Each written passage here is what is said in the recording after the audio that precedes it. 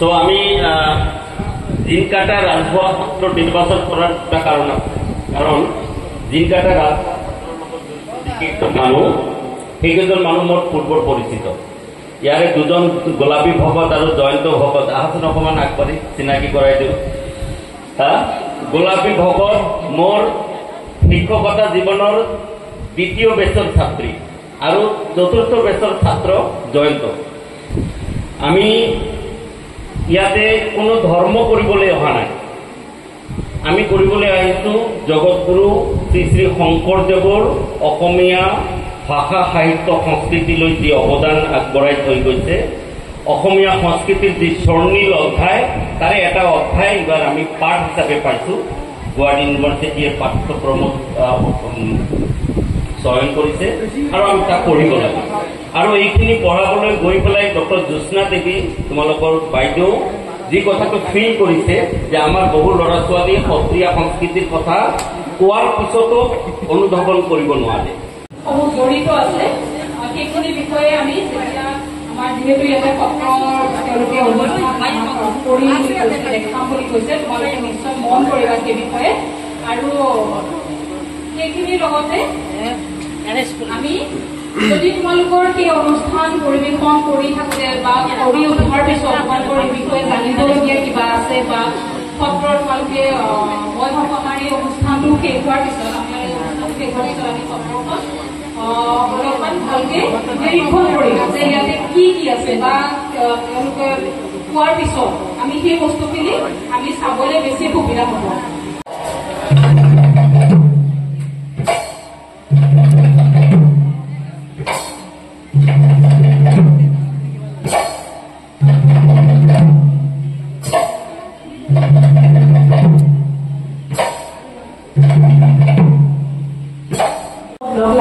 সত্ৰীয়া নৃত্য হয়, তাৰে আমি আপোনালোকৰ সন্মুখত প্ৰস্তুত কৰি দেখুৱালো চাৰি নাচ।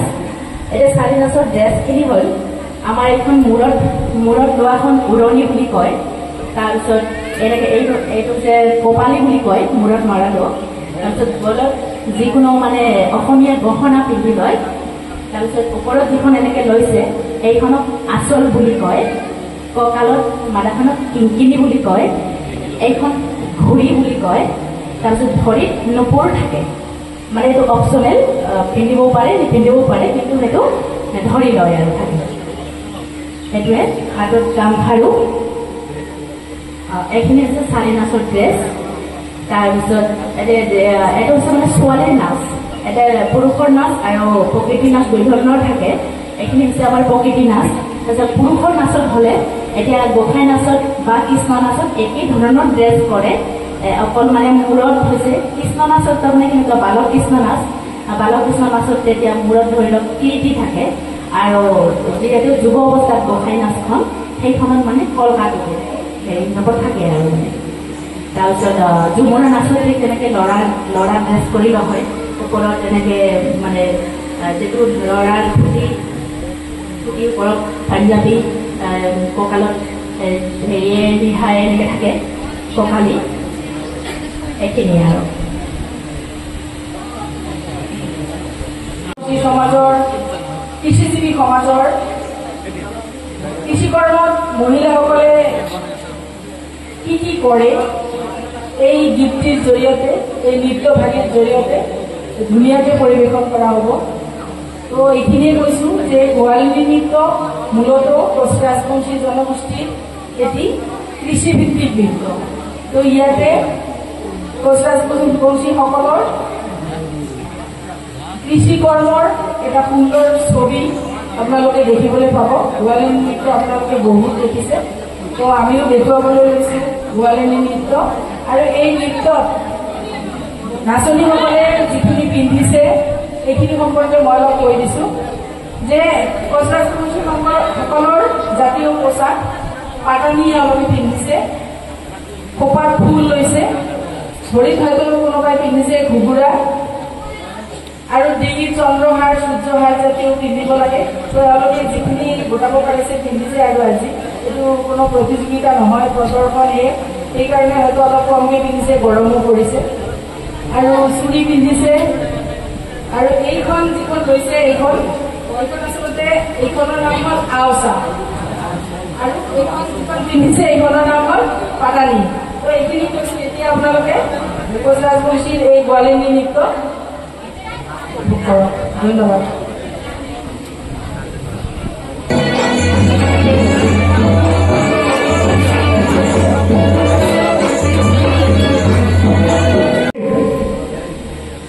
পৰিত্ৰাণায় সাধনায় বিনাশায় ধৰ্ম সংস্থাপনেৰ সম্ভাবনামি যুগে যুগে। অৰ্থাৎ যেতিয়াই পৃথিবীৰ ধৰ্মৰ নামত গ্লানি হয়, অসংখ্য দুষ্ট চৰিত্ৰৰ মাজত সমাজত বিশৃংখলতাৰ সৃষ্টি হয়, ঠিক সেই সময়ত প্ৰভু ভগৱন্তই এই ধৰা ধামত অৱতীৰ্ণ হয় মানুহৰ মাজত এটা দুষ্কৃতিকাৰী ধ্বংস কৰি স্বতন্ত্ৰ মহানক ৰক্ষা কৰি ধৰ্মৰ সমানতা বজাই ৰাখে। জানে 1500 শতিকাত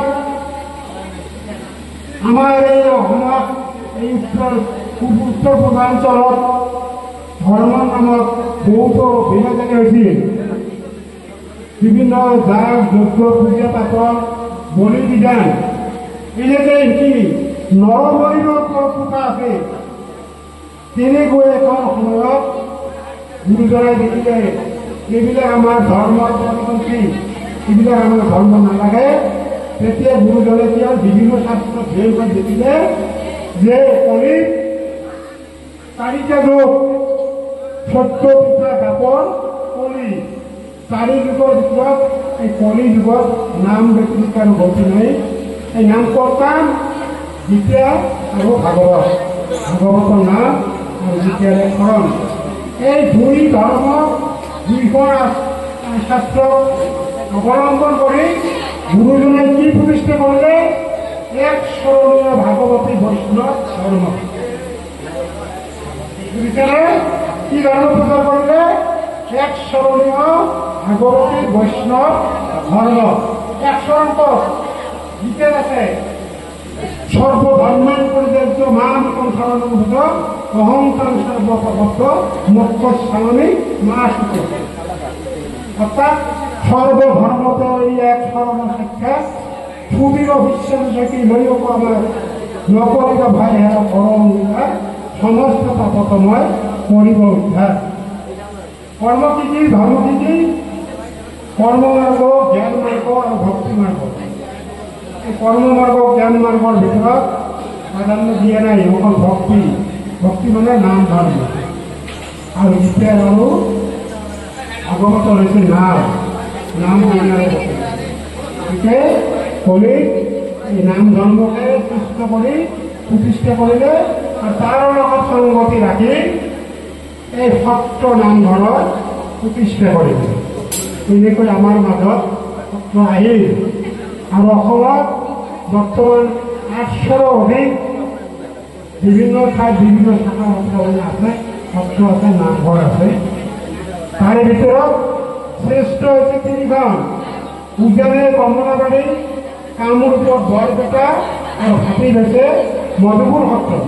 এই যে মধুপুৰ কোচবিহাৰৰ এই মধুপুৰৰ এক নম্বৰ হৈছে আমাৰ শ্ৰী শ্ৰী দিনকেটা ৰাজহুৱা সত্ৰ। দিনকেটা ৰাজহুৱা সত্ৰ কেনেকৈ প্ৰতিষ্ঠা হ'ল মই থুলমূল কৰি কৈছো যে আমাৰ ইয়াত প্ৰায় 300-350 বছৰ আগৰে পৰা এই নাম ধৰ্ম চলি আছিল। তেতিয়া আমাৰ এই দিনকেটা গাঁৱত 5খন শাখা সত্ৰ আছিল। কেইখন শাখা সত্ৰ আছিল? 5খন। এই 5খন শাখা সত্ৰ একত্ৰিত হৈ সিদ্ধান্ত ললে যে আমি এখন ৰাজহুৱা সত্ৰ প্ৰতিষ্ঠা কৰিম। আৰু আমি এখন এই 5খন সত্ৰ, কিন্তু 5খন সমাজ আছিল। আমাৰ এই দিনকেটা ৰায় 5খন সমাজত বিভক্ত আছিল। তেতিয়াহ'লে আমি এখন বৃহৎ সমাজ গঠন কৰিম, আমি এখন বৃহৎ ধৰ্মীয় প্ৰতিষ্ঠান সৃষ্টি কৰিম। কিন্তু বিধিৰ বিধান ইয়াৰ মাজতে এখন ছাত্ৰ ফালৰি পাতি গ'ল আৰু 4খন সত্ৰ একত্ৰিত হৈ আমাৰ এই শ্ৰী শ্ৰী দিনকেটা ৰাজহুৱা সত্ৰ প্ৰতিষ্ঠা কৰে। কেইখন সত্ৰ? 5খনৰ ভিতৰত 4খন। কোন চনত প্ৰতিষ্ঠা হ'ল? 1967। 1967 আৰু এইটো হ'ল মাঘ মাহৰ পূৰ্ণিমা তিথি। মাঘী পূৰ্ণিমা নহয়, কিন্তু মাঘী পূৰ্ণিমা কিন্তু কেতিয়াবা ফাগুন মাহত পৰে। আপোনালোকে জানে মাঘী পূৰ্ণিমা কিন্তু ফাগুন মাহত পৰে, কিন্তু আমাৰ কৈছে মাঘ মাহৰ যিটো পূৰ্ণিমা, এইটোৱে হৈছে আমাৰ এই প্ৰতিষ্ঠা দিৱস। আমি প্ৰতি বছৰে 3 দিনে 4 দিনে 5 দিনীয়া কাৰ্যসূচীৰে পালন কৰোঁ। এইটোৱে হৈছে আমাৰ সত্ৰৰ আৰু আমাৰ সত্ৰত বৰ্তমান 16 সত্ৰবিধা ধৰি আছে। সেইখিনি কিন্তু ৰাইজে দিছে আৰু সত্ৰৰ যিখিনি দেখিছে সেইখিনি কিন্তু আমাৰ ৰাইজৰে গান বৰঙণি। বিভিন্ন ঠাইৰ পৰা মানুহ আহিছে। এইখন দিছে আপোনালোকে জানে পুতলি হাজৰিকা অগপৰ যে গণমন্ত্ৰী আছে, বৰপাত্ৰী তেওঁলোকে ভনীয়ে পুতলি হাজৰিকা, যেনেকৈ আমাৰ গুৰুগিৰতো দিছে ছাত্ৰ সংঘৰ তৰফৰ পৰা, বা এনেকৈ আমাৰ মণিপুৰ জিলাত আমাৰ এনেকৈ আমি ৰাইজৰ পৰা সহায় সহানুভূতিৰে আমাৰ এই যিকেইটা ৰাজহুৱা সত্ৰখন আমি চলাই আছোঁ। কোনো ৰকমে আমাৰ ৰাইজৰ অৱস্থা ভাল নহয়, কৃষিৰ ওপৰতে আমি নিৰ্ভৰ কৰি থাকোঁ। তেতিয়া কথা হ'ল আমাৰ সত্ৰত কি আছে মই কোনকৈ দিওঁ, পিছত আপোনালোকে প্ৰত্যক্ষ চেগমেণ্ট পাব। তাৰপিছত আমি এই সত্ৰখনত কি উৎসৱ আদি পাৰ্বণ পালন কৰোঁ আৰু আমাৰ সত্ৰত কি কাৰ্যতন্ত্ৰ, কি গীত নাট আদি হয়, সেইখিনি মই থুলমূল কৈ আছোঁ দেই। আমাৰ গুৰুজনাৰ আহি মতে আপোনালোকে সন্মুখতে দেখক, ঘৰৰ ভিতৰত দেখক, এইখন আছে গুৰু আসন। এই গুৰু আসন সপ্ত বৈকুণ্ঠৰ আহি 7খন দিয়া। মোটামুটি প্ৰতিষ্ঠা দিৱসৰ কথা ক'লে মাঘ মাহৰ পূৰ্ণিমা তিথিত প্ৰতিষ্ঠা দিৱস হয়। তাৰপিছত আহিল আমাৰ দৌল উৎসৱ, ফাগুনতে ফাকুয়া দৌল স্বীকৃতি পালন হয়। তাৰপিছত পবিত্ৰ বহাগ মাহৰ নতুন বছৰটো আমি পালন কৰোঁ। তাৰপিছত আমাৰ গুৰু দুজনৰ তিথি, শংকৰদেৱৰ তিৰুভাৱ তিথি, মাধৱদেৱৰ তিৰুভাৱ তিথি, জন্মাষ্টমী। তাৰপিছত প্ৰতি বছৰে আমাৰ এই ভাদ মাহতক কিন্তু আমি পবিত্ৰ ভাদ মাহ বুলি কোৱা হয়। এতিয়া আমাৰ ইয়াতে নহয়, গোটেই অসমতে এই ভাদ মাহতক পবিত্ৰ ভাদ মাহ হিচাপে উদযাপন কৰা হয়। কিয় পবিত্ৰ ভাদ মাহ? এই ভাদ মাহতে কৃষ্ণই জন্মগ্ৰহণ কৰিছিল। 2 নম্বৰ আমাকে ভাগৱত একেবাৰে পৰিচিত সভাত পাণ্ডৱৰ বংশধৰ ব্ৰহ্মচাৰ ভাল তেতিয়াই এই যে সুকমুনিয়ে ক'লে যে তুমি 7 দিন ধৰি ভাগৱত শ্ৰৱণ কৰা। নৱমী শুক্লা নৱমীৰ পৰা পূৰ্ণিমালৈ 7 দিন ধৰি ভাগৱত পাঠ হৈছিল গংগাৰ পাৰত। এই তেতিয়াৰ পৰা আমাৰ ভাগৱত প্ৰচলন হ'ল। এই ভাদ মাহতে আমি ভাগৱত পাইছোঁ। শংকৰদেৱৰ তিৰুভাৱ তিথি, মাধৱদেৱৰ তিৰুভাৱ তিথি আৰু শ্ৰীকৃষ্ণৰ জন্মাষ্টমী। এই নিমিত্তে আমি গোটেই ভাগৱত প্ৰতিদিনে পুৱাৰ পৰা একদম ৰাতিলৈকে নাম কীৰ্তন আমাৰ ইয়াত সদায় চলি থাকে। তাৰপিছত আমাৰ এই যে শংকৰদেৱৰ জন্মোৎসৱ আহি আছে, আহিনৰ শুক্লা দশমী তিথি, এনেকৈ আমাৰ ইয়াত হয়।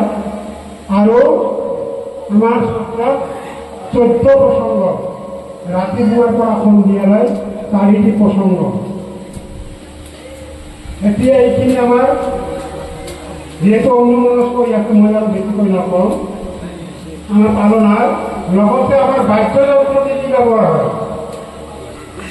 বাদ্যযন্ত্ৰ বেছিছে তাৰপিছত এইটো কয় কৰতাল এইটো আমাৰ বৰগীত গায়ক গায়নে ব্যৱহাৰ কৰে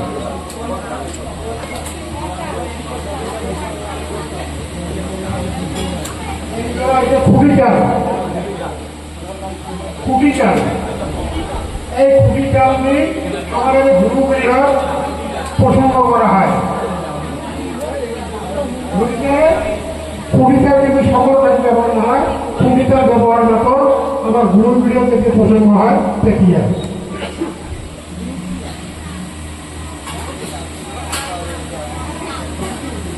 এইবার কি ভোরতাল এই ভোরতালেরে আমার ইয়ার নাম করা হয় আর লগতে দেখি আমার এনে কীর্তনার প্রিয় নাম নাগরা নাম বিজয় নাম আমি তেতিয়া এইখিনি ব্যবহার হয়েছে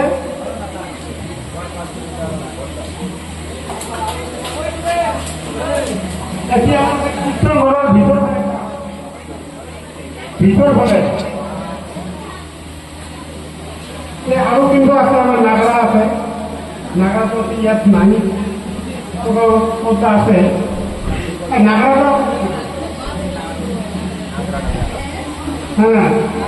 নাগৰা ব্যৱহাৰ কৰা হয় তাৰপিছত মৃদংগ আছে মৃদংগ ব্যৱহাৰ কৰা হয় এতিয়া ভিতৰত দেখক আমাৰ ইয়াত কিন্তু এটা বৈশিষ্ট্য ছাত্ৰ কিন্তু পূজা পাতল নহয় বলি বিধান নাই ইয়াৰ অকল নাম যজ্ঞ নাম কীৰ্তনৰে হৈ থাকে যেনেকৈ মঠ মন্দিৰবিলাকত বলি বিধানৰ কথা আছে আমাৰ ইয়াত কিন্তু বলি বিধান নাই এইটো প্ৰসংগ এই যে কলি জীৱৰ যে পৰিচালনা একমাত্ৰ উপায় ভাগৱত এই ভাগৱত গ্ৰন্থখন আমাৰ গুৰু এখনত প্ৰতিষ্ঠিত হৈ আছে দেখিছেনে দেখা যায় আৰু এই গুৰুপাঠনখন কিন্তু সপ্তমীয়া সপ্ত বৈকুণ্ঠৰ আহি আমাৰ গুৰু এখন প্ৰতিষ্ঠা হৈছে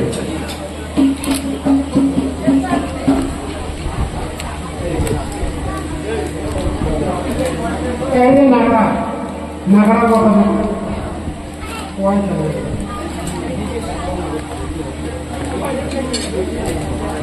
আচ্ছা বাড়ি বাড়ি কৰে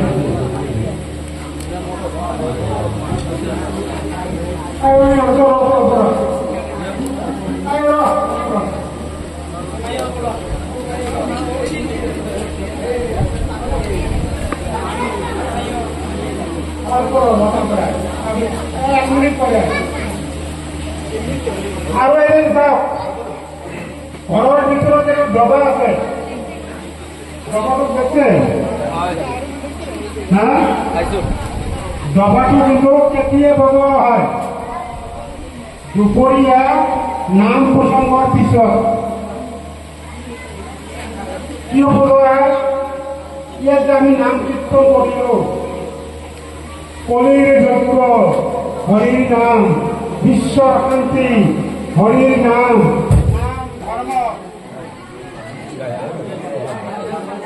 নাম ধৰ্ম বিয়পি পৰক হয়নে নকয় এতিয়া আমাৰ শ্লোগান এইটো ধৰ্মীয় শ্লোগান এই নাম ধৰ্ম আমাৰ গোটেই বিশ্বত যাতে বিয়পি পৰে তাৰ মাহাত্ম্য ৰাখি যেনে কমলাবাৰী কামৰূপৰ বৰপেটা থাকি এই তিনি ঘাই সত্ৰক উন্মুক্ত কৰি ডবৰ বচোৱাৰ পিছত তিনিটা কোপৰ আহা ৰাম ৰাম ৰাম আছে